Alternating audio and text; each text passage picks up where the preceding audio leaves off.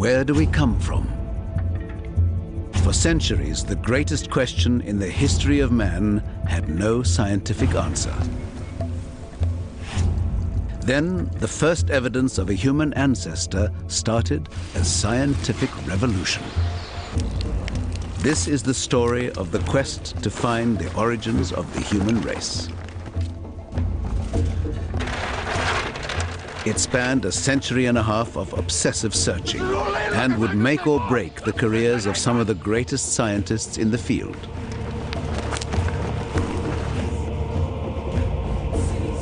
For the lucky few, chance discoveries opened a window on the hidden world of our ancestors. This is it! From the tiniest fragments of the past, the full story was slowly pieced together. Spanning 300,000 generations,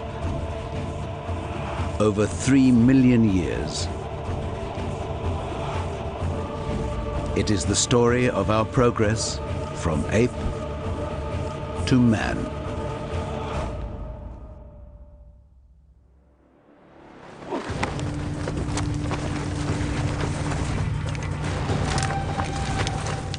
The search for the origins of humanity is a story of bones and the tales they tell.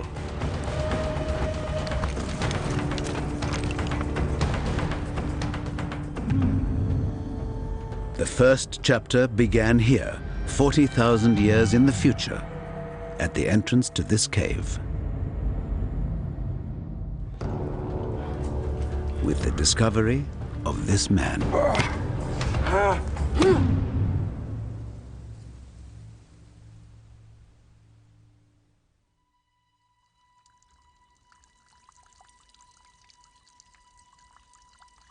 The year was 1856, and the cave lies in what is now the Neander Valley in Germany.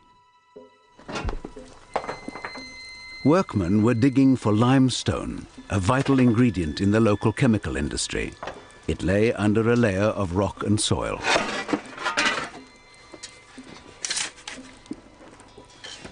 The men were paid a few pence a day to remove the surface layer, and everything was thrown away.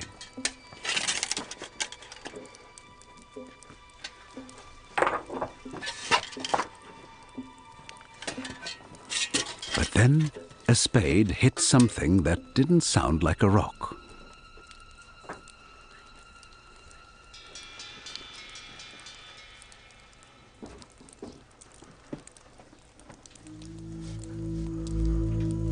The shape looked like the top of a skull, and thinking it might be a murder victim, they stopped work to show the foreman.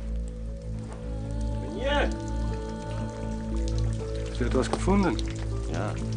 Was ist denn das? It was interesting, but he'd seen this kind of thing before and was happy to send it the way of all the other bits of bone they'd found, to be smashed up with the rocks.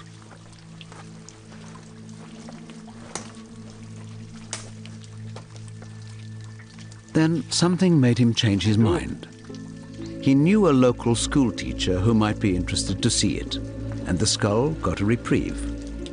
What he could never have imagined was that the skull was seeing the light of day for the first time in more than 40,000 years.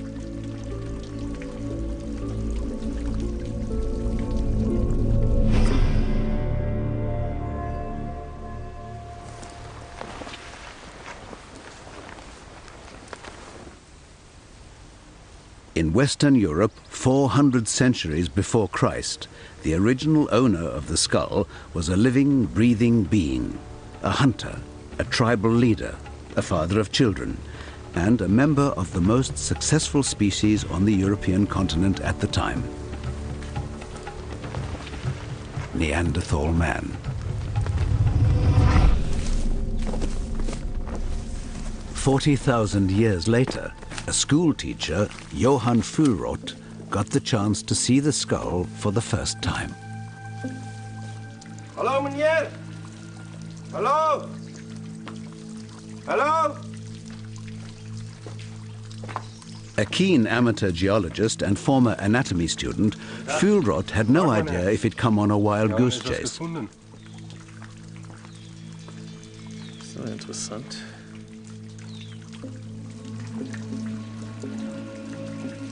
The moment he saw the skull, he knew instinctively that this was something extraordinary. It looked fossilized, which would make it thousands of years old, and it was clearly not an animal. But neither was it from a normal modern human being. This particular skull is the skull of Neanderthal, and it's big. This individual lived around 50,000 years ago. And by that time, Neanderthals had developed a brain that was as large, and in some cases larger than the modern human brain. You notice that it's rather long and low. And it's almost as if you grab the front of a human face and pull it out. You also have this big protruding nose. And in fact, look how large that nose is. So they would have looked different from modern humans if you actually saw one with the flesh on it. Over 300 Neanderthal remains have been found from Europe to the Middle East. They all tell the same story of a short, powerful physique, perfectly evolved for the world they lived in.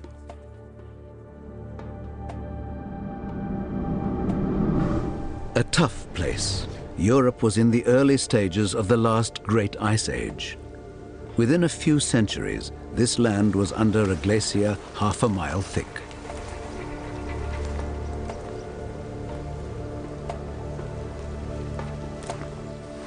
At this time, the climate was fluctuating quite extremely. And we do know that they survived some of the major cold snaps, the major glacial advances. The only way to support advanced life here was with a high-protein meat diet, and that meant learning to be a good hunter or starve. What we do know from the skeletons, that Neanderthals were very robust, they were very strong, but they also had this huge brain.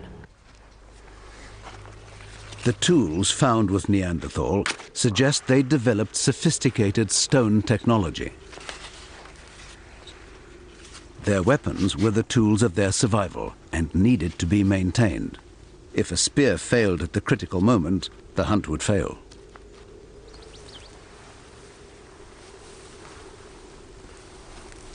Neanderthal males seem to have supported loose family groups of up to a dozen. This hunting trip had already taken 3 days and covered 10 miles with no sign of any prey.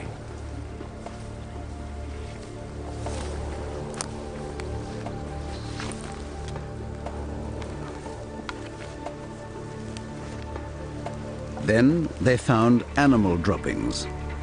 Neanderthal nasal cavities are unique among hominids, suggesting a highly evolved sense of smell, and they recognized the scent of red deer. Rubbing the droppings on their skin helped to disguise their approach, if they could catch up with the deer.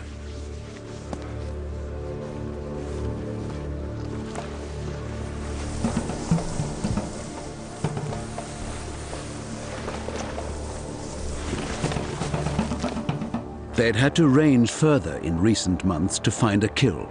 Red deer numbers had fallen rapidly, and they had no idea why.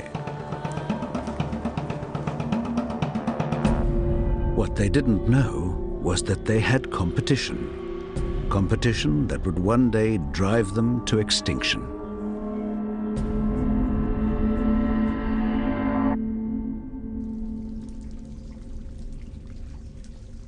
Victorian scientist Johan Fuhlrott held the evidence of an unknown ancient species.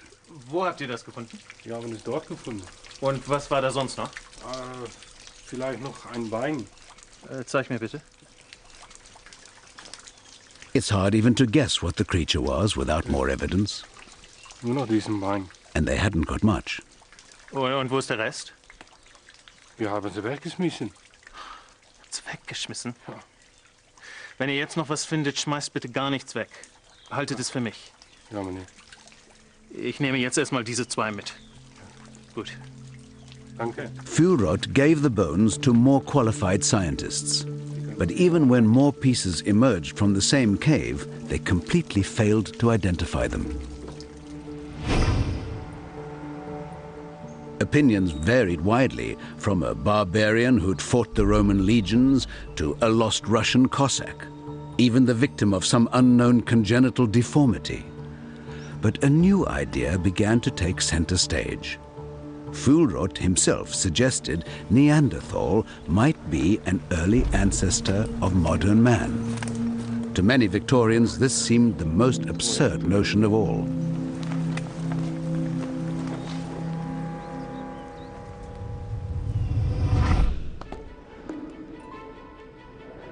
Then, in 1859, just 3 years after the bones were found, the notion suddenly caught on. Charles Darwin published his groundbreaking work, The Origin of Species. He suggested that all living things had descended from earlier, simpler forms by the process of evolution. And if it was true for every living thing on Earth, then that had to include us.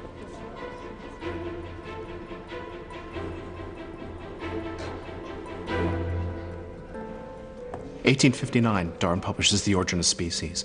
And a lot of people think that this book was paid attention to, but it wasn't. Most people couldn't care a jot about whether a fish evolved into an amphibian. No one cared. The big question, the question that everybody wanted to know is, where did we come from? And it's in the 1850s and 60s that science steps to the plate and says, I'm going to give you the answer. And boy, did they give us an answer. If humans had evolved from a simpler form, the implication to the scientific mind was obvious and disturbing. Humans could only have descended from apes. The impact on the Victorian psyche was profound. Many believed the theory of evolution made them little more than animals. Darwin stayed away from that question. He knew he was going to get into trouble. He writes to friends and says, I'm not going to talk about that. Far too controversial. And it's up to other people, new scientists, a younger generation of scientists, coming on in the 1850s and 60s, seeing an opening, seeing that they could make a career if they were to answer this question, where do humans come from? Inspired by the Neanderthal bones, evolution became the hottest topic of the age. But it would stay little more than a theory without more evidence. Scientific attention turned to an ancestor that would link us to the apes. An ape man, a missing link, and they would go to the ends of the earth to find it.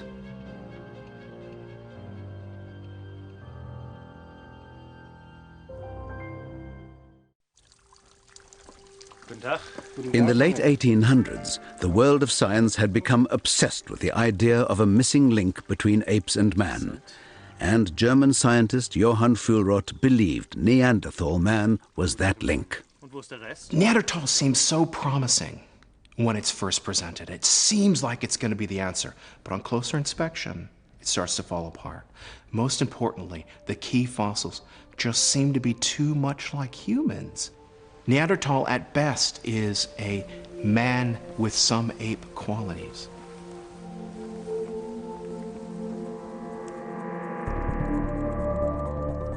Traveling back in time, our Neanderthal stood just 3,000 generations behind us, at around 40,000 years ago. To find a true missing link meant going further back in time to something more ape-like. The question was, how much ape and how much man would it be?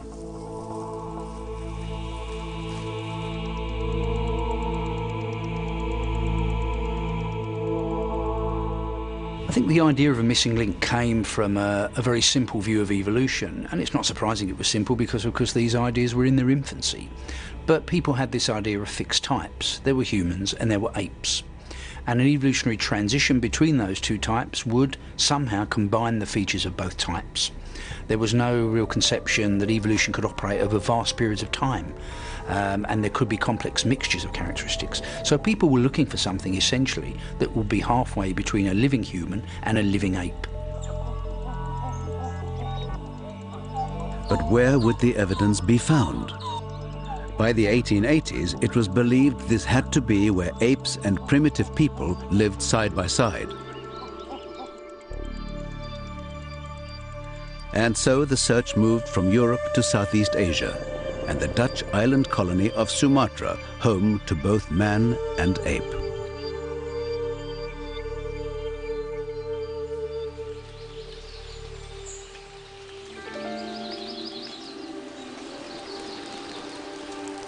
In October 1889, the monsoon season was beginning, and no one tried to negotiate the dense rainforest unless they had to.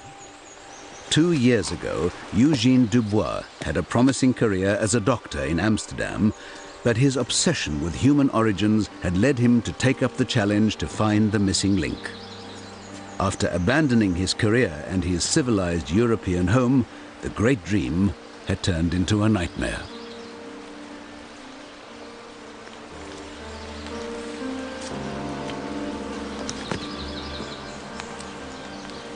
He's invested everything that he had into finding this missing link. Dubois was the worst kind of person to go out to the field because he had no experience. He doesn't know how to teach his crew. He doesn't know how to take care of them. They're out in the field. It's raining. It's a complete shambles. He'd found caves which he hoped would produce the fossils he was looking for. They hadn't. His engineer had given up digging, and all but a few of his convict laborers had run away or were sick. To make matters worse, Dubois had malaria. The same deadly disease had already claimed the life of his first engineer, and he was about to lose all patience with the second.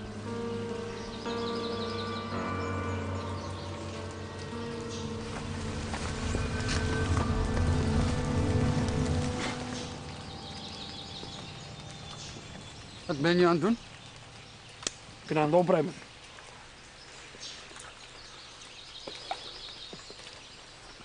Je moet betalen om dingen te vinden.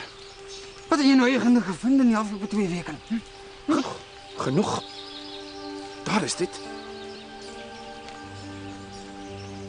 His engineer had just lost his workmate and he hadn't been paid for a month. But this meant nothing to Dubois.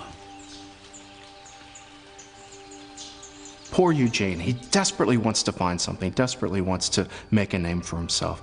He comes up with absolutely nothing.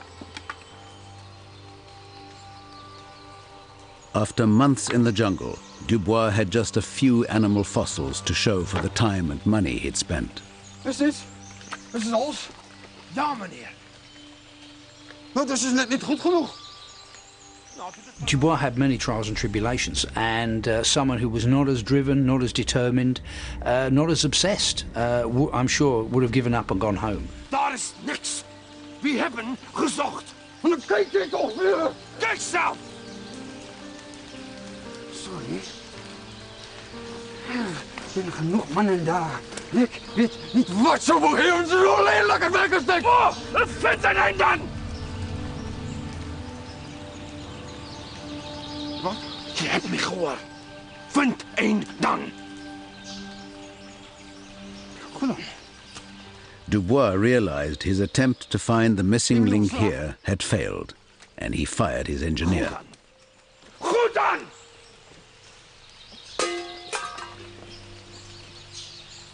They leave Sumatra and he goes elsewhere.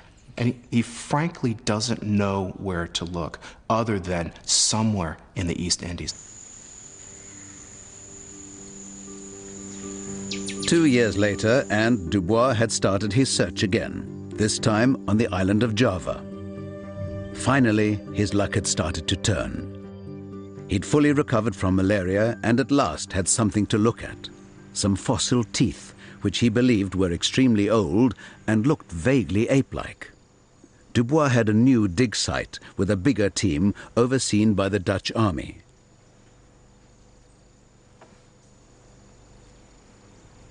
Every so often they brought him material they thought might be of interest, and one day, in October 1891, he got another batch.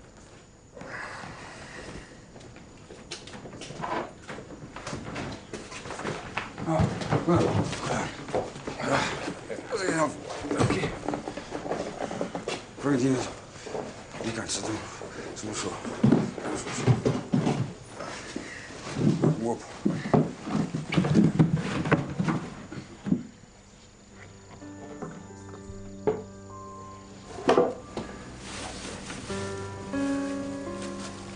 It contained a fossilized skull.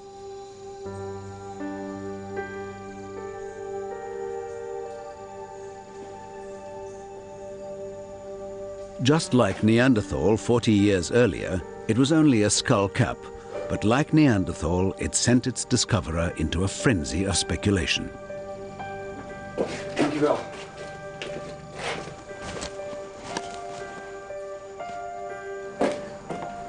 The surrounding forests were home to a variety of apes, but he knew that this was not from any known ape. It was too fine. The brain cavity was clearly large, yet obviously not a human skull. So, could it be an early human ancestor, closer to our ape-like origins? The only thing he could compare it with in his mind was Neanderthal.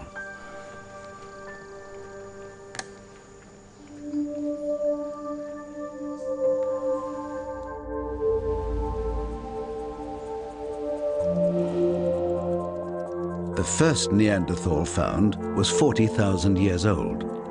Unknown to Dubois, his find was roughly 20 times older, between 500,000 and 1 million years old, much more primitive than Neanderthal.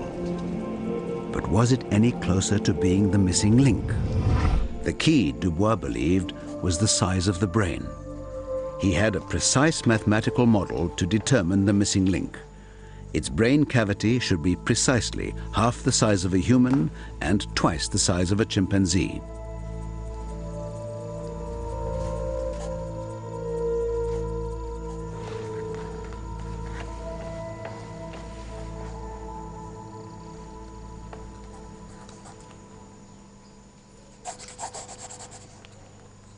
But when he calculated the brain cavity of this skull, it was the wrong size.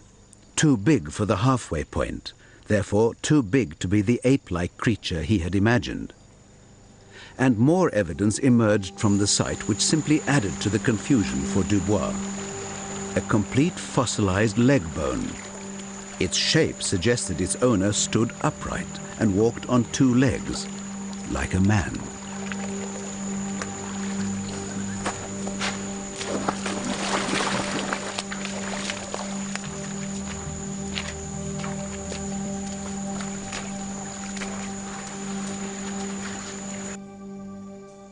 Dubois couldn't change his evidence, so he changed his model.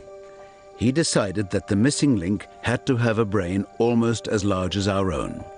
And he was so convinced by his meager evidence that he wrote to the Dutch colonial government announcing that he'd found the missing link.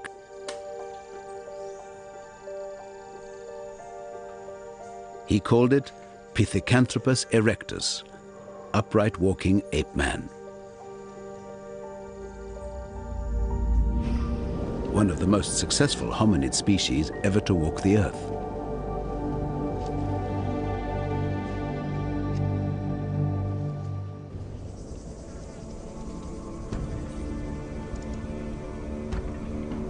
In Africa, 800,000 years ago, and 10,000 miles from where Dubois found his upright walking ape, this is the same species, today called Homo erectus, upright walking man.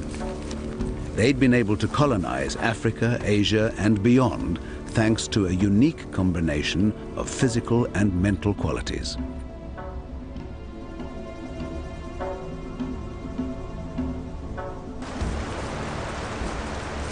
Standing at around 6 feet, their bodies were similar in shape to our own, and their brains were about 2/3 the size of ours.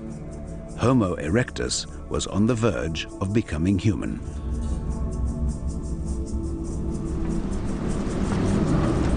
One of the main reasons for this was diet, because for the first time in our evolution, we had access to the concentrated protein of meat.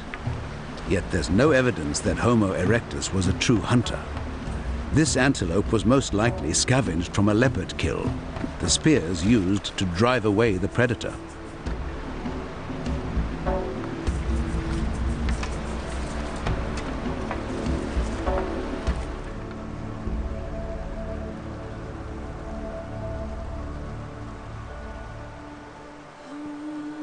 It's believed that our bodies had also been going through some radical changes. For the first time in our evolution, body hair was disappearing, partly because Homo erectus' skin had developed complex sweat glands. This also removed the need to pant in the heat, allowing voices to develop and paving the way for human speech.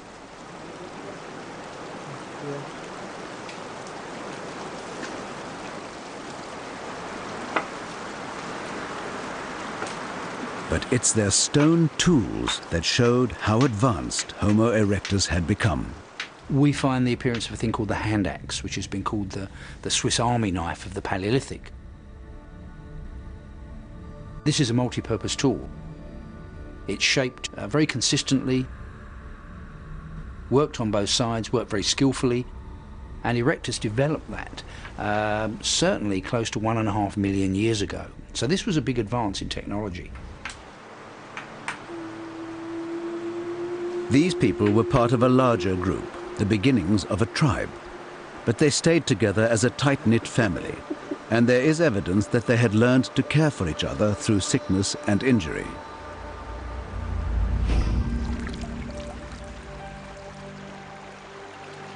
The leg bone which Dubois found in Java had an unusual scar, showing clear traces of damage and repair. It's incredible. It seems to have broken at one point and healed. So whoever it was that owned this leg not only was severely injured, but repaired it in their own lifetime. And that's important because if you broke your leg out in the wild, you'd be dead. You'd have no chance of survival, except if you were with a family, if you were with a village, if you were in a society. There's a family system around that individual. There was safety within the family, but the family itself was never far from danger. Leopards used the same rock shelters. As darkness approached, they would become vulnerable, spears or no spears. And a storm was brewing in the hot afternoon that could bring an unwelcome predator in search of shelter. But this storm might also bring something else. A new weapon that shifted the balance of power between our ancestors and their competitors.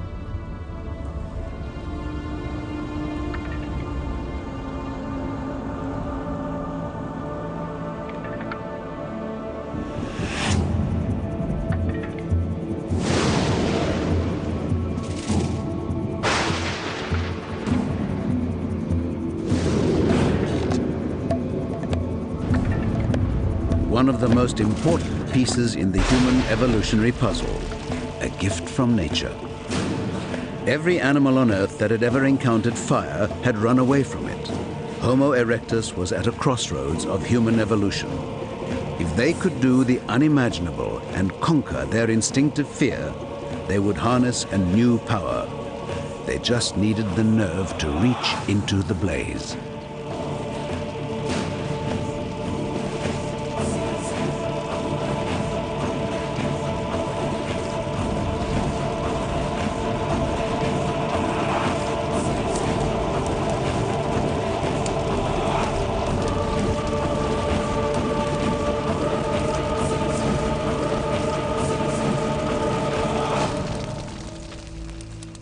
When humans tamed fire, this was obviously a huge step forward, and it must have been a remarkable event for people to face up to fire and learn how to control it rather than running away from it, which is the natural instinct.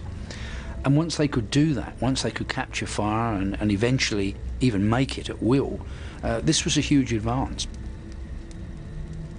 The impact of fire was enormous on human evolution.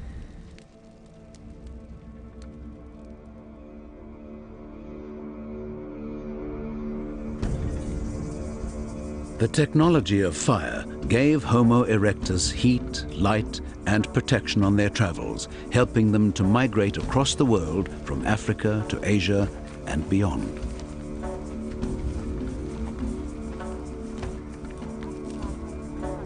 This is how Eugene Dubois came across their fossil remains in Java. But this nearly human species was very different from Dubois' idea of an upright walking ape man.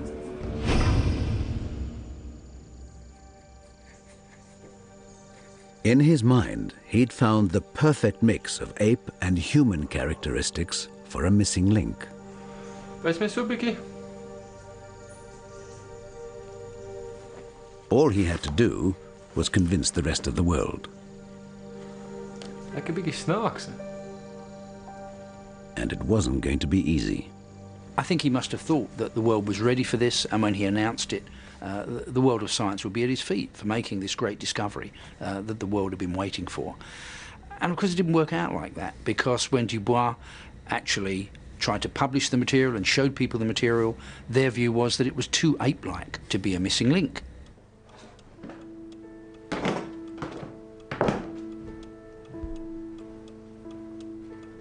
Dubois was convinced to the end that his fossils represented a missing link, but the scientific world did not agree and rejected his claim.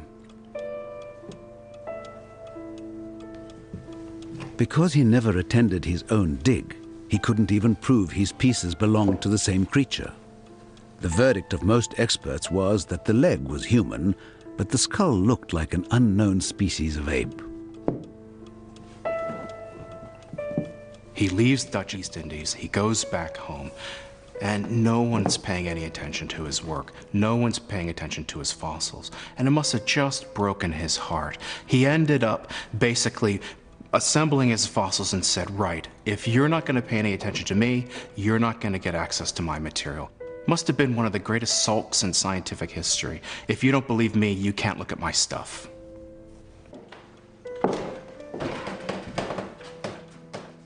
The scientific world ultimately recognized the true value of Dubois' discovery, but not for several decades. In the meantime, the search for the missing link continued. And at the start of the 20th century, the focus turned from Asia back to Europe, because in Britain, a discovery was made that amazed the world and created one of the biggest scandals in scientific history. This is definitely not a stone. Arthur, look.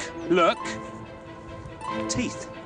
What? Suddenly, a new contender that fitted the idea of a missing link perfectly.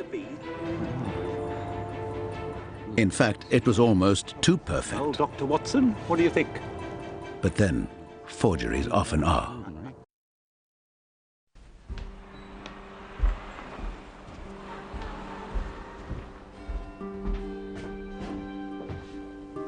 In December of 1912, in London, a new fossil contender for the title of Missing Link was about to be unveiled at the very center of the scientific establishment. This time, the experts were ready to be convinced, because this was the perfect ape man. And it was British.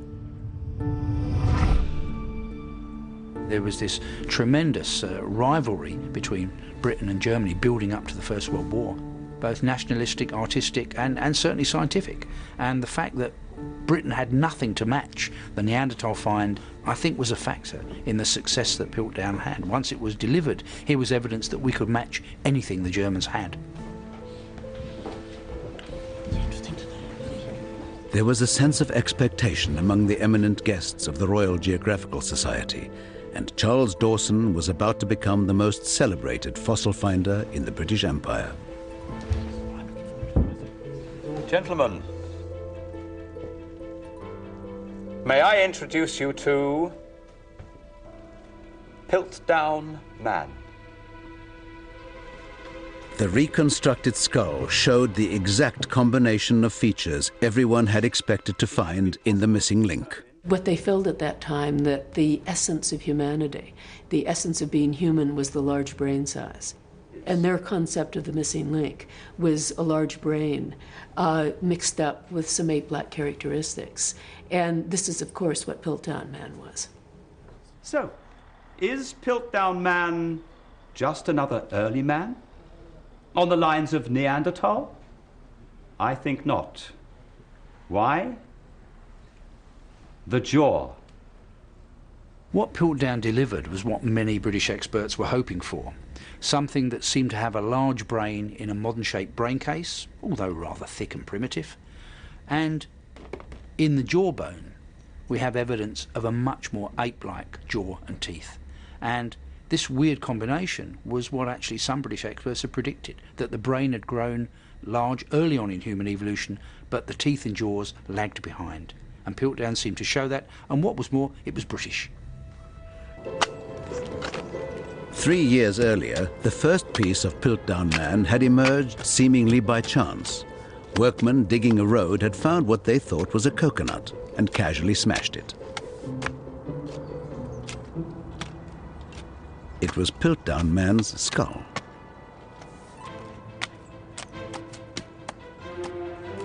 Charles Dawson was an amateur fossil hunter with a burning ambition to find something truly earth-shattering. He'd walked past this site regularly in the hope that something significant might emerge. Anything today? His perseverance was finally rewarded. We've got this. When he examined the first piece, he instantly recognized it as a skull fragment. Where's the rest of it? And there could be more. Be in there somewhere. Do you think you could find it for me? Can try. Agreed? I say yes. Yeah. All right? Yep. Good. Dawson knew he was onto something at last. But to get maximum exposure for his find, he knew he'd need to involve an expert.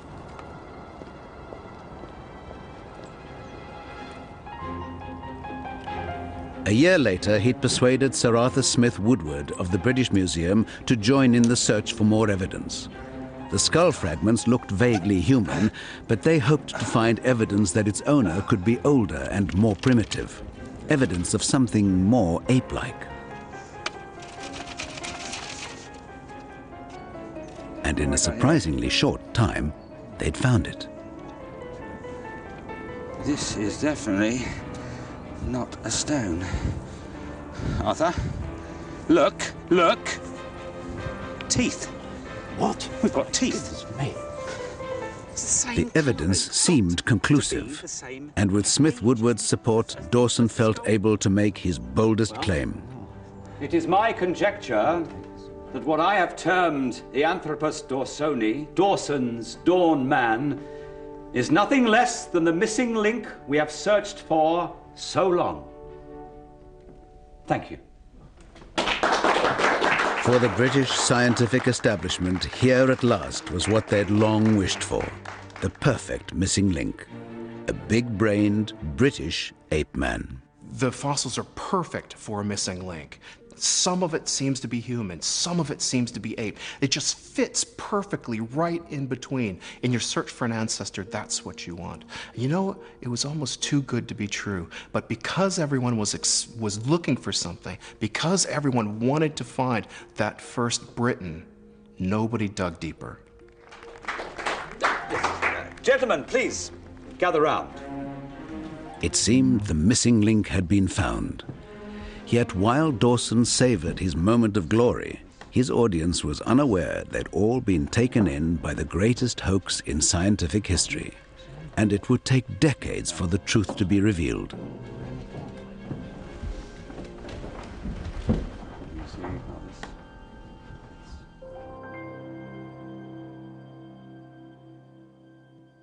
While the experts in England contented themselves with fakes, real scientific treasure waited to be discovered. But it was in a part of the world that no one at this time even cared to look: Southern Africa. Charles Darwin believed Africa might be the cradle of humanity because it was the home of the great apes. If our closest ape relatives were still there, then the ancestral link between us might lie there too. If so, evidence was bound to turn up sooner or later.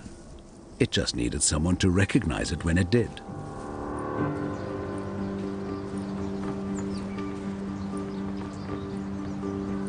"31-year-old Australian doctor Raymond Dart had recently arrived in South Africa to begin his teaching career.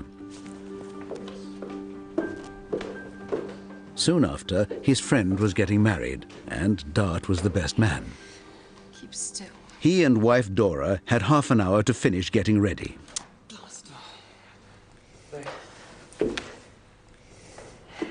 there. I'll have to put it back on.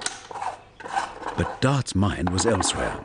He'd been collecting fossils for the last few months, sent to him by students and colleagues.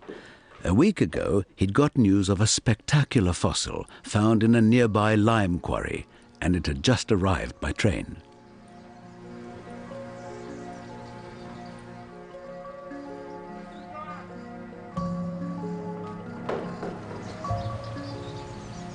Thank you, gentlemen. Just leave it inside the door there. Thanks. Dart's wedding duties were just minutes away, but he couldn't wait. The promise of a spectacular find was too much to ignore. I'll be one moment. I'll be quick. I just want to make sure it is what I think it is. You can't go burrowing in boxes of rubble now, Raymond. You really, really can't. I won't take long. Raymond, please just leave them alone until tomorrow. I'll be quick.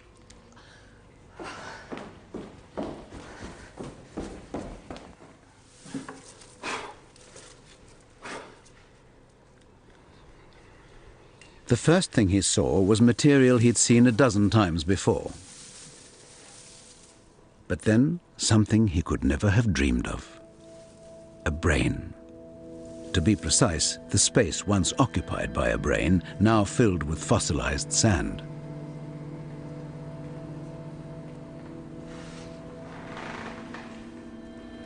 I knew at a glance that what lay in my hands was no ordinary ape brain.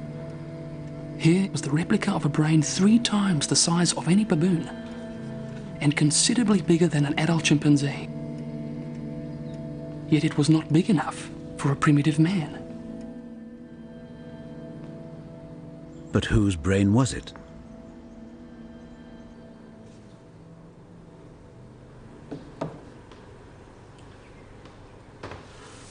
Dart looked to see if there was more of the same creature.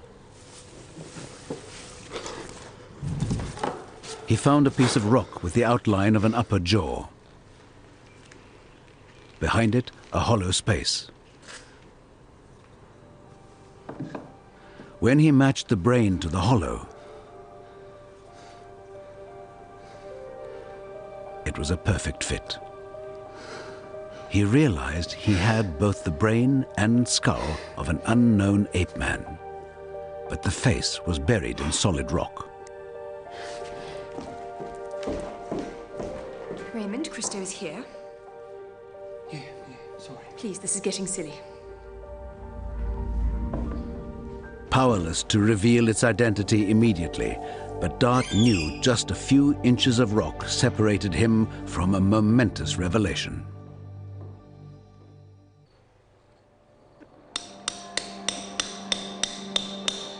Raymond Dart had been sent the head of a fossilized ape man, which he hoped might be the missing link.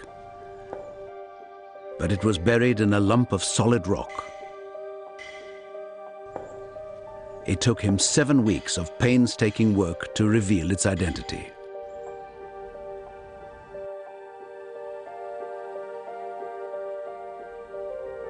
It was the first human ancestor found in Africa, and the earliest ancestor yet discovered.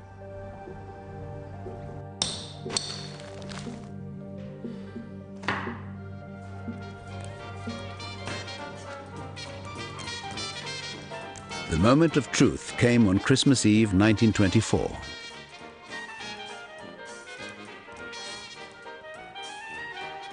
What emerged first were its teeth, small and fine like the teeth of a child. But then the outlines of its skull, more ape-like than human. When it was finally revealed, Dart realized he'd uncovered something extraordinary.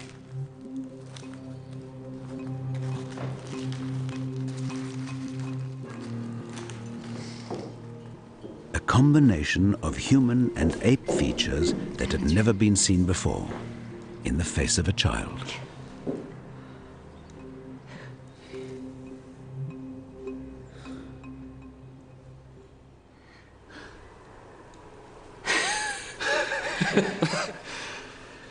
It's a baby. It's a baby.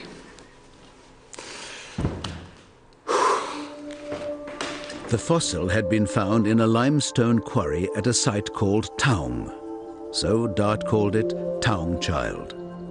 Its scientific name is Australopithecus africanus, the southern ape of Africa. She stood further back in time than Neanderthal at 40,000 years, or Homo erectus at over 500,000. Piltdown was assumed to be around 1 million years. But Taung went even further back, to more than 2 million years. If she was the missing link, then that link was more ape-like than anyone had ever imagined. It also placed our ancestral home firmly in Africa for the first time.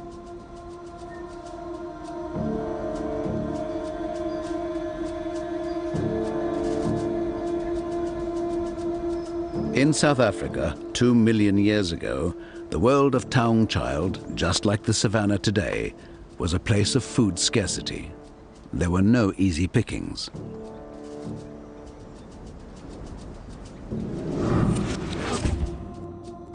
Taung's mother, at a little over 3 feet tall and just over 5 stone, was no hunter, but supplemented her diet by scavenging from the scraps left by predators. Like a modern chimp, she used rocks as a basic implement to break open bones for their rich marrow protein. But the predators she owed her lunch to were never far away. You've got saber-toothed cats, you've got giant hyenas, you've got hunting hyenas, a whole plethora of carnivores, very dangerous carnivores that we don't have anymore. And they would have all been eating or going after things like the Taung Child or even Taung's mother. Absorbed by the remains of a carcass, the mother had placed her child a short distance away in the shade of a tree.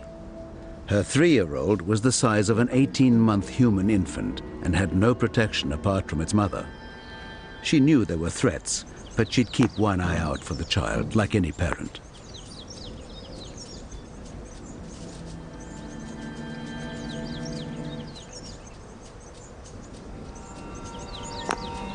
They definitely would have cared for their children. I mean, you see chimpanzees as the most caring of parents. There's no reason to say that Taung wasn't cared for. The problem with the Taung Child was it's probably just old enough and rambunctious enough that it was leaving its mother for stretches at a time. The mother was unaware that the baby had wandered away until it was too late. There was no sight or smell of a predator in the undergrowth. But predators don't just exist on the ground.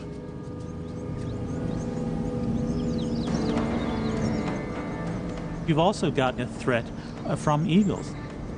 They've been documented to take human children up in Kenya to the age of 6 years of age. I mean, an eagle has these incredibly strong talons, greater, it's a lovely quote, greater lift-to-weight ratio than an F-15 fighter jet. The child was unaware of the danger from above. The mother saw the eagle and the child in the same moment, but couldn't get to her baby quickly enough.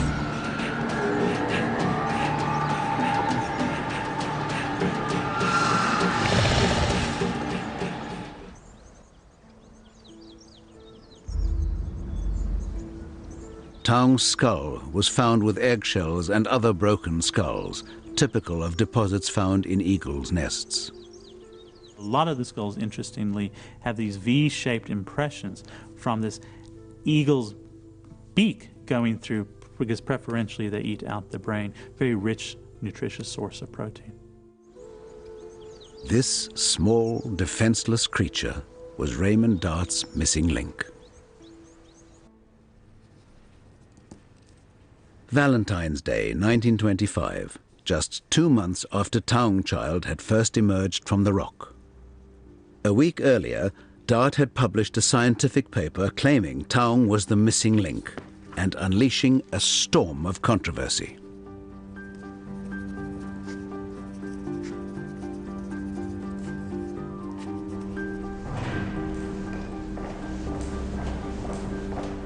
Dart thinks he's got the missing link.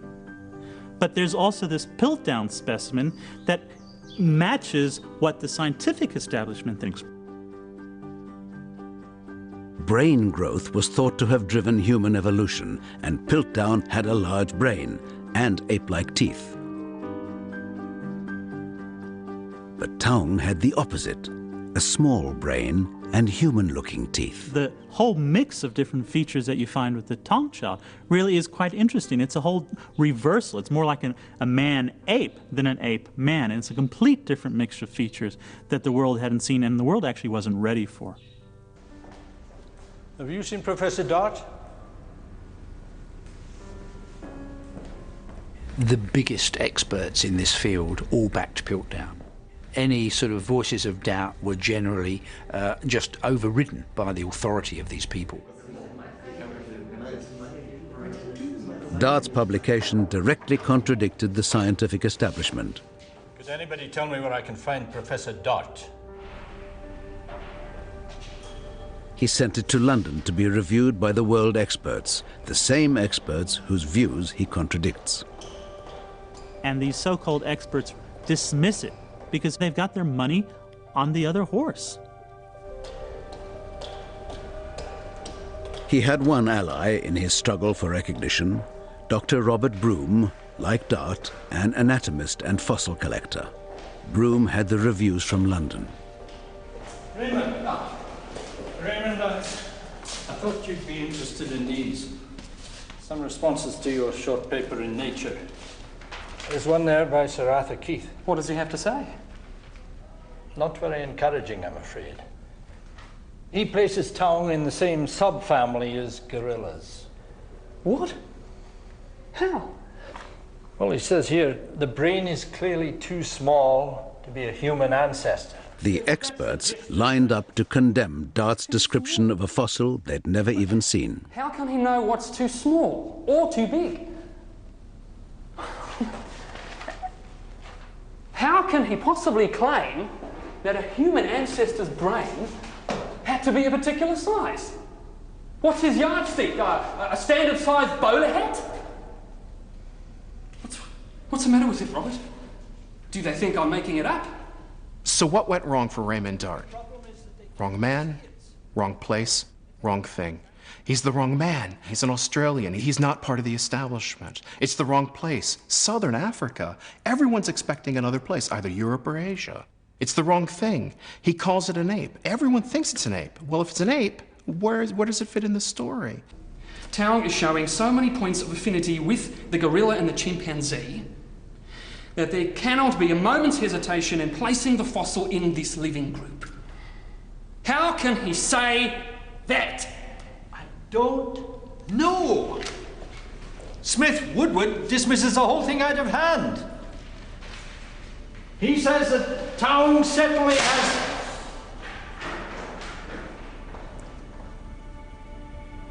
Sorry, old man. Dart has made probably one of the most remarkable discoveries of the 20th century, and the scientific establishment completely discounts it, discredits his find, and literally puts it in a box or a suspense account for 25 years.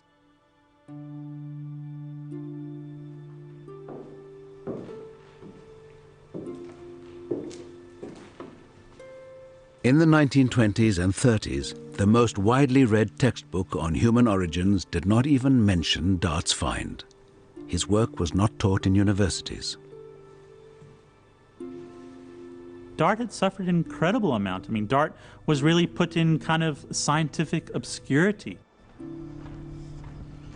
And it really is not until the late 40s that he starts, again, once that tide of opinion starts to turn and shows that he was actually correct. It took a quarter of a century of digging in South Africa's limestone caves to produce the evidence Dart needed. By the late 1940s, a dozen fossils similar to Taung child finally proved he was right. So, what had become of Charles Dawson and his Piltdown man?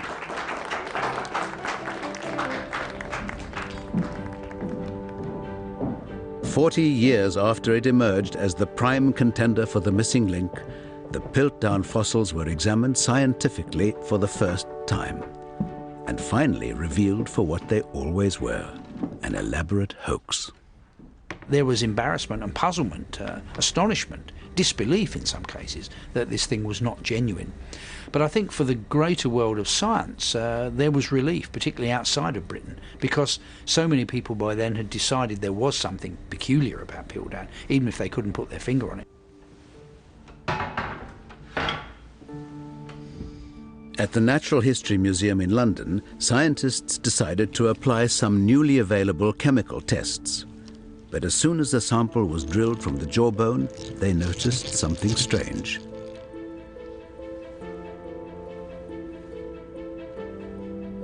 The distinct smell of burnt flesh. This could only come from organic bone, not fossil. So the jaw couldn't be more than a few thousand years old, and clear marks could be seen on the surface of the teeth. Scratch marks. Originally from a modern ape, they'd been filed down to look human. The entire assemblage, stained to look old, was a forgery. It has never been proved who the perpetrator was, but with the demise of Piltdown, an old idea died with it, that a big brain was the defining factor in the missing link. Something else had to come before the evolution of a big brain. A new theory replaced the old. What defined the beginning of humanity was not brain growth. In 1915, a young boy named Louis Leakey was looking for stone tools near his missionary home, the beginning of a lifelong obsession that led Leakey to revolutionize the story of human origins.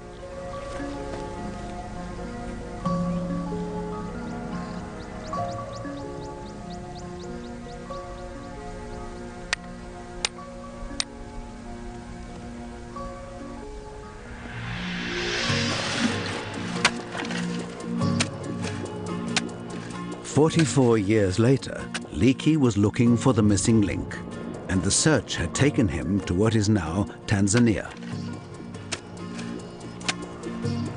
Leakey had persuaded the scientific world that what defined the first human ancestor was tools. Now, all he had to do was find one. He was supported by his second wife, Mary, and her son, Jonathan, just out of school. Oh, you got something, boy. They found plenty of stone tools, but no sign of Leakey's tool maker. He'd been looking here for 22 years. His luck had to change soon.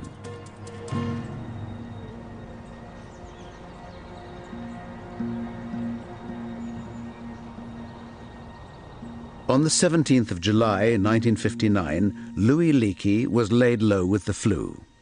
Major work at the dig site had slowed while he recovered, but it was a day that would make his career. In the cool of the early morning, Mary took the opportunity to walk her dogs and headed away from the camp.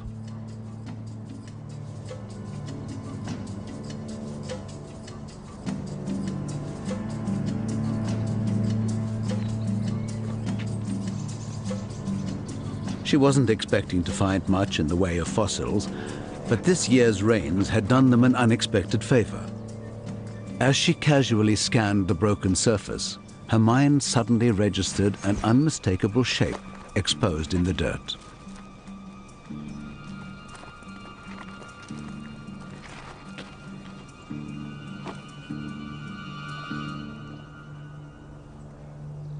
The top of a skull.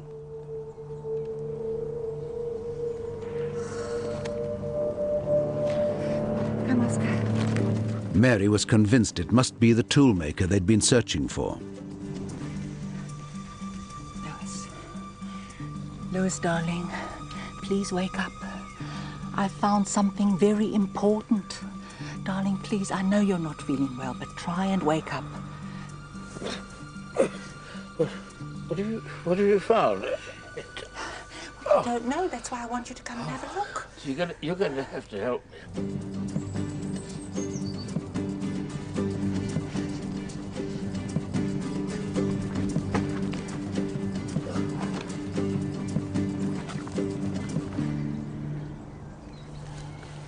Louis Leakey had waited 20 years to find this tool-making human ancestor. Well done, my dear. You have better eyes than me. But this was not what he expected to find. The skull was more ape-like than he'd ever imagined. Oh, certainly not a homo, my dear, I'm afraid. Have a look at this. But, darling, just look at where he was found. It can't just be a coincidence. Yet it was in the same geological layer as the tools. The logic was inescapable. This must be the toolmaker, and therefore the beginning of humanity. Leakey named it Zinjanthropus boisei, after his financial sponsor, Charles Boise. It had a small brain, but massive teeth and jaws, whose muscles were so large they had to be anchored to a ridge at the top of the skull. But if Zinj was using tools, why did it need such powerful jaws? Leakey overlooked the question and announced Zinj as the toolmaker.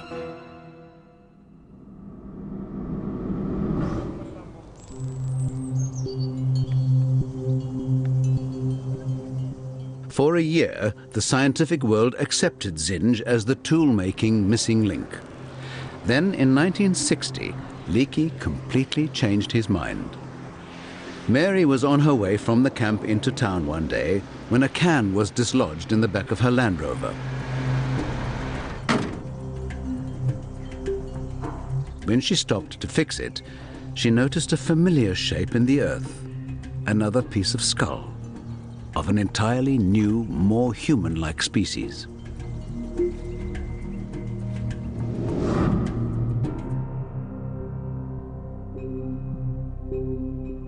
Leakey decided that this, finally, was his long-lost toolmaker.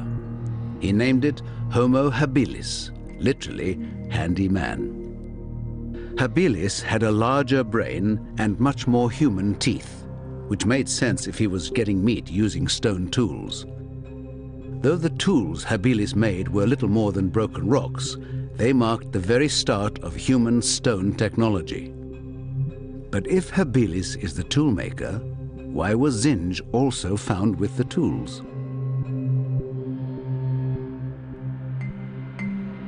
Leakey has stumbled across an incredible discovery, and that discovery is humans and human-like organisms coexisting in Africa at the same time. By the early 1960s, the whole model of human evolution was called into question, and with it, the very idea of a single missing link. For over a century, the model of human evolution had been a simple, straight line.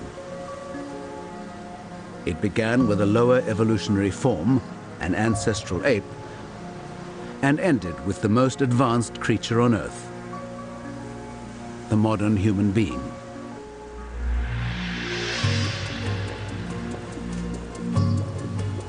And somewhere in the middle, there had to be a missing link between the two. So, when Leakey found Zinj, it took pride of place. Until a new candidate arrived. All of a sudden you have Habilis, this more human-looking animal. Both these fossils date to the exact same age, about 1.8 million years of age. So what do? You have to remove Zinj from the human line, and you have to place them in different lines. And what is most amazing thing, in the same valley, within meters of each other, you have two species living side by side. And that changes or makes a whole paradigm shift in how we view human evolution. And so this line is all of a sudden broken apart. Suddenly, what had been a single line of descent had been replaced by a series of lines that connected to form a giant family tree. In the years between 1925 and 1965, over 100 hominid fossils were found and categorized in South Africa alone, and they can all be placed in relation to each other by accurate dating. Some species are evolutionary dead ends, while others appear to be part of a line that leads to humans. But a number of human-like competitors occupied the Earth at the same time, with several routes to humanity. The only way to cut through the confusion is to go further back in time, to the root of the human family tree.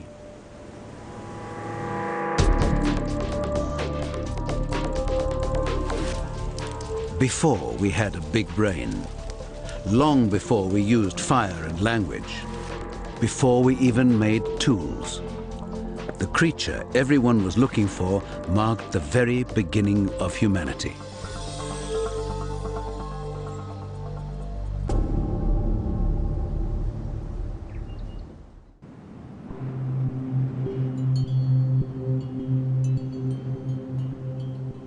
On the 30th of November 1974, an American-led team was searching for the oldest human ancestor on Earth. And the search had a new focus. The northern end of the Rift Valley in Ethiopia. It was then possible to date rocks very accurately, so it was possible to be more precise than ever before about where to dig.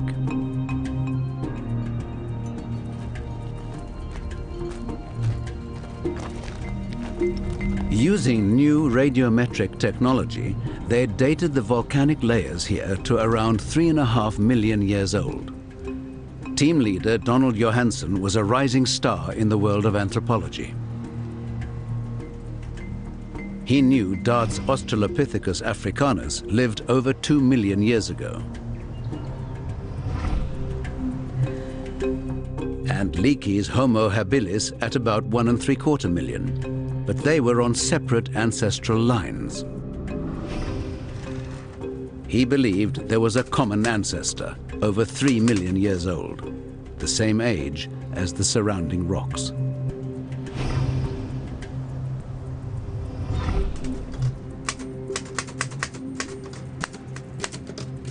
Johansen had been kept away from any digging by essential paperwork, a chore he was determined to finish. But his colleague, Tom Gray, returned from the site with other ideas. How's it going? Actually, very boring. There were areas they hadn't surveyed for a while, away from the main dig. You need a break? I was thinking of taking a hike out to Bed 3. Yeah? You want to come? I don't know. I gotta finish this. I mean, this is pretty urgent. I gotta do something. The urge to do what he came here to do finally got the better of Johansen. Let's go. He made a decision that changed his life. They headed away from the site to explore a couple of isolated gullies. They had no idea they were just a few hundred feet from the greatest fossil find in history.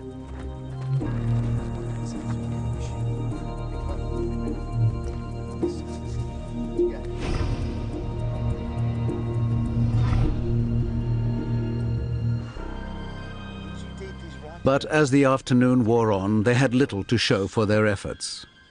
They surveyed for a couple of hours. By mid-afternoon, the temperature was approaching 40 degrees, and all they'd found were a few teeth from an extinct horse and part of the skull of a pig.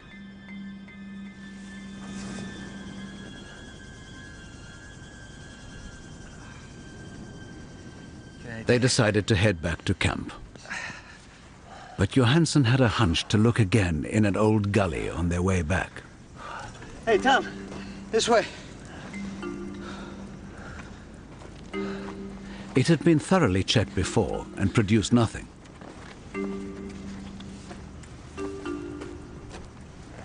Hey, man, what's up? But today, something caught Johansen's eye. Come here, Tom. A shape in the dirt that just seemed too regular to be a stone. See that? It was a fossilized arm bone. That's an arm. It's a hominid arm. And there was more. That's hominid too. Parts of a small skull. jaw, pelvis, arm. Oh my God, this is... In all, nearly 50 pieces of fossilized skeleton. Watch your feet. What do we have here, huh? What's going on? I don't know where to stand, man. I know, don't. Good. This is it. This is what we've been looking for. I can't believe it. One unbelievable thought went through his mind.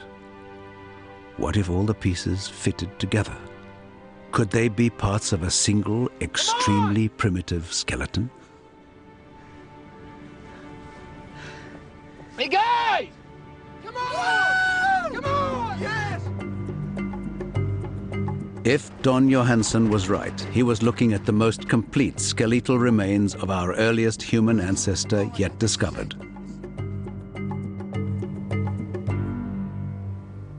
What makes this individual an absolutely spectacular find is that she's so complete. For the first time, we had more than the odd broken bone for one specimen. We had virtually an entire skeleton. What's missing on one side is present on the other side. I mean, it's so rare because these hominids didn't bury their dead. And in normal circumstances, if an individual died, the scavengers would come in, the bones would be dispersed. The mere probability that something is fossilized is extremely small. But to actually go in and find such a beautiful fossil of a complete human ancestor is really a once-in-a-lifetime occurrence.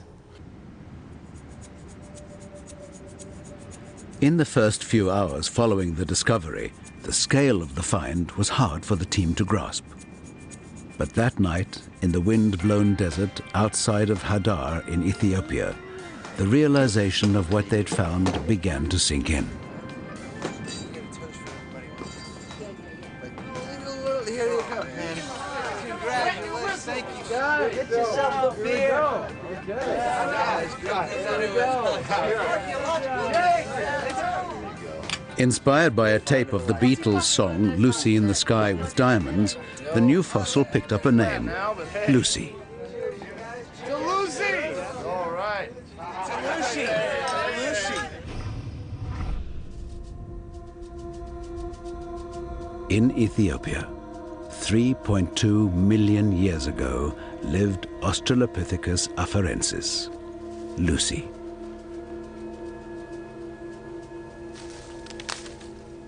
She put together the pieces of what one of our ancestors at this point in time really looked like. And it was a huge shock because what she looked like was basically a chimpanzee. Lucy would have been a tree dweller in a changing land. For 50 million years, her ancestors had inhabited the trees of Africa. But the land, once covered with unbroken forest, gave way to grass and scattered woodland. Her diet was mostly the fruit of trees like this fig. But one tree would not support her for long, and unlike her ancestors, she could no longer swing to the next tree. She had to find another route.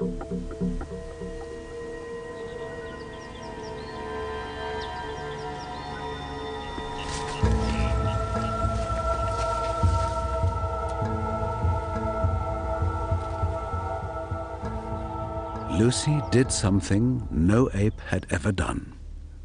She stood up and walked on two legs.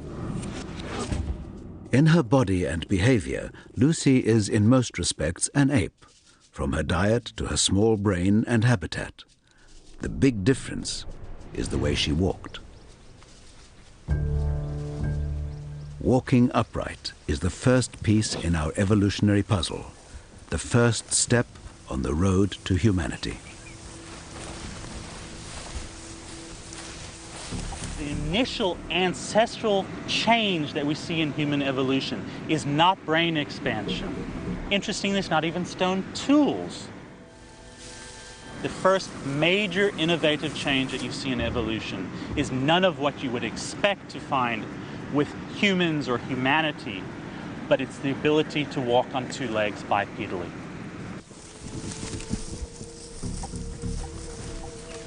And it made the difference between Lucy surviving or not. She was on the constant search for food, and that meant finding new trees to feed in. She spent as little time on the ground as she could because she knew she was vulnerable. Lucy had no defense against leopards and saber-toothed cats, except the refuge of the trees. But standing upright, she could see further than any of her ancestors.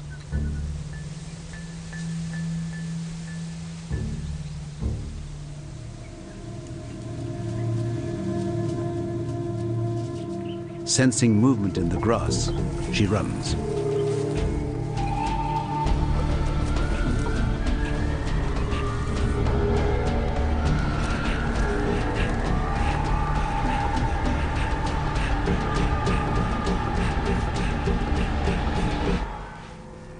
Whatever it was, predator or not, it had gone.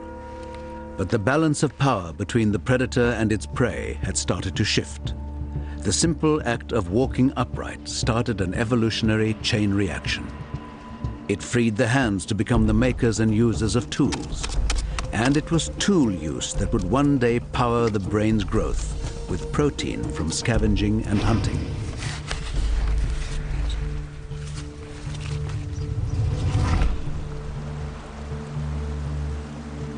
But it all began here with Lucy.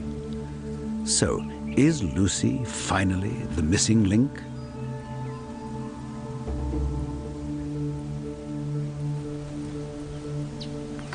In a sense, Lucy is a missing link, but they all are missing links. Because without each step in the record, without each missing link, we wouldn't have ourselves today. They're all links of how we've gone from a Lucy to a Taung child, to a habilis, to a Homo erectus. All of these are links leading towards Homo sapiens. Having traveled back in time over 3 million years, we'd found a creature that seemed to begin the human line. Yet Lucy was a long way from being human.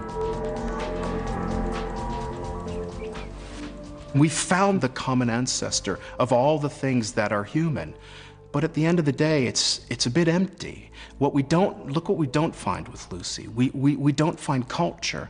We don't find the things that make us human. We don't find our humanity.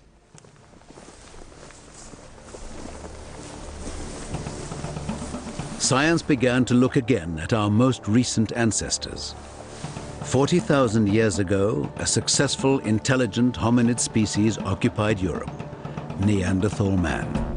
Could he hold the key to how we finally became human?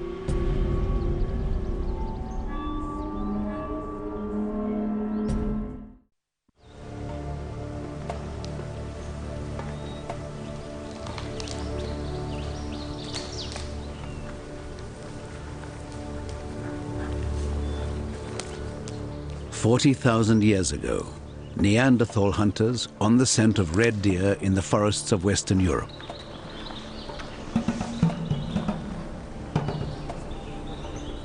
They had been tracking the same herd for 3 days. But they were opportunist hunters, and a wild pig was too tempting to resist. But they missed their first attempt, and the pig disappeared into the undergrowth.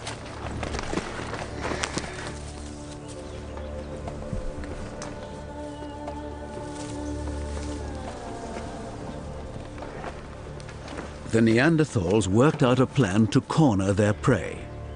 The ability to organize and communicate, to exercise a plan, were all advanced human skills. The question was, did they originate here with Neanderthal? Exactly how human were they?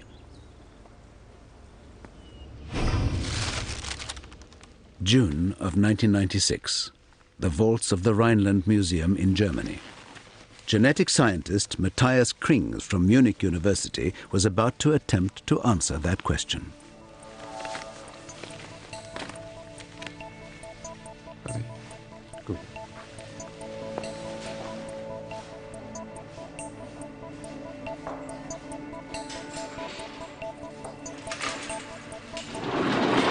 Museum curator Heike Kainitsky allowed Krings to examine the original Neanderthal bones found in 1856, the evidence that began the quest for our origins. They wore full body protection to avoid genetic contamination. Krings isn't interested in looking at the bones. He was going to look inside, at their DNA. It had been thought impossible to extract DNA from any sample older than 10,000 years. They were attempting to go 4 times further back in time, to the age of Neanderthal. Scientists had long thought that Neanderthal was our most recent ancestor, that he became human in one last crucial evolutionary leap. If so, he should have almost identical DNA to us.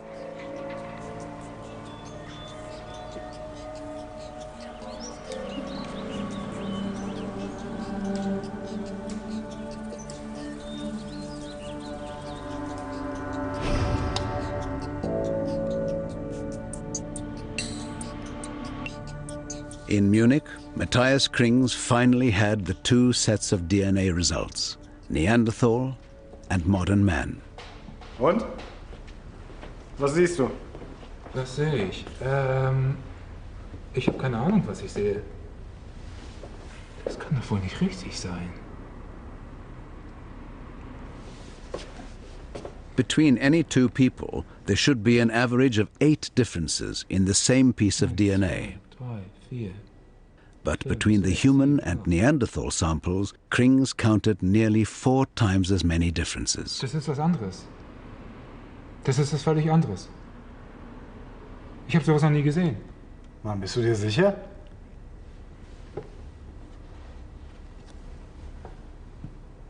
Hundertprozentig. Was wir hier sehen, ist eine völlig andere Spezies. Neanderthal, it seemed, were not our ancestors after all. Evolution had produced 2 separate human-like species at the same time. Sooner or later, they were bound to come face to face.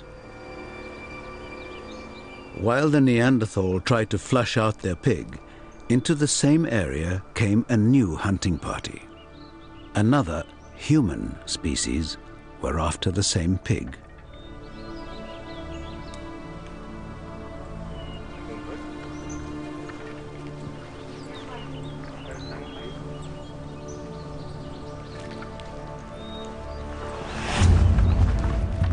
At the time Neanderthals went to extinction, we know anatomically modern humans, people like us, had also moved into Europe and were competing with them perhaps for those areas where it was slightly easier to catch the game.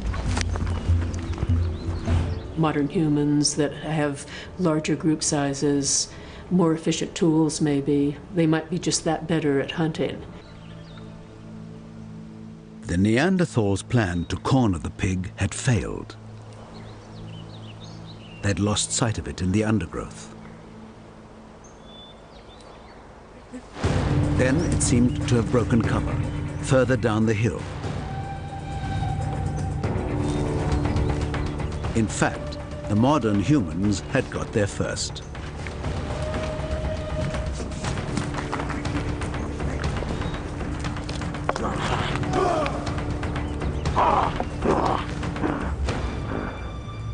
The first encounter between 2 almost identical human-like species must have been a profound shock. In this tough Ice Age world, there was only room for one of them.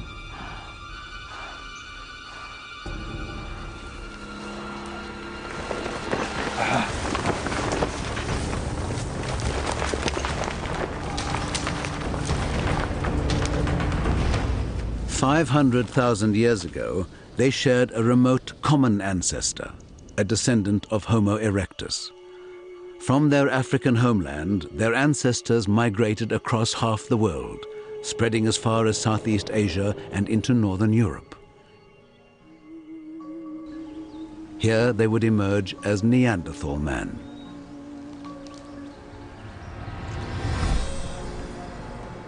But the ones who stayed behind in Africa evolved too. And just under 200,000 years ago, a new species first appeared. Homo sapiens, modern man. They too were hunters, but some scientists have suggested they supplemented their diet with fish, spurring their brain development.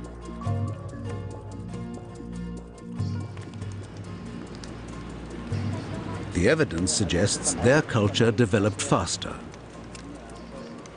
that their social groups became bigger and more complex, and driven by population pressure and climate change, they too migrated.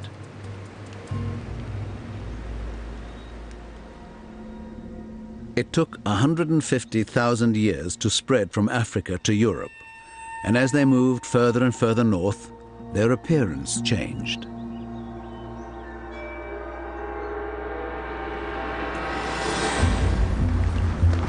Eventually, they caught up with their long-lost cousins, the Neanderthals.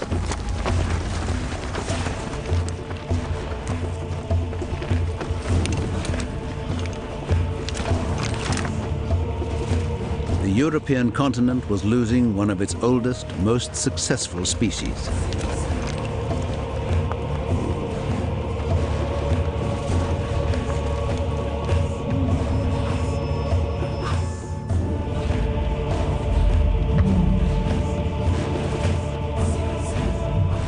Within a few dozen generations, the last Neanderthal was gone, and the world overrun by a species with better weapons, better organization, and greater numbers.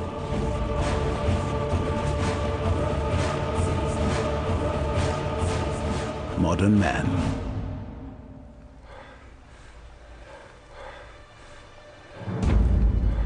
For the first time in our evolutionary history, we were totally alone. The last surviving hominid species on Earth.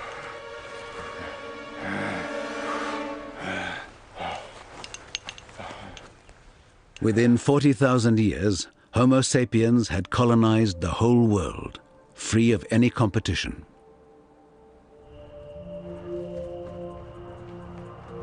This is finally us. Physically, the result of 3 million years of change since Lucy. But we are also fully human in our mind, and it's that which has given us the critical edge. The one thing that Neanderthals didn't do that we know that early modern humans did was express themselves artistically. The social systems that humans have, the richness of communication between humans, not just speaking but symbolically, must be part of the success of modern humans, and it may well have given us the edge over Neanderthals and the other species that were here 50,000 years ago. That same mind that gave us victory over our rivals one day asked the obvious question: where did I come from? For over 150 years, we've been searching for the answer to that question, and each piece of evidence has brought us a clearer and clearer picture of our past. But the search hasn't stopped. Many people say the more you find, the more there is to find. But I've been in the field long enough to know that almost every year an important discovery is made. I keep telling my students I never give the same lectures twice. I mean, it's a hugely dynamic field. Uncovering our evolution so far has been a remarkable adventure, but it's one that is still not over.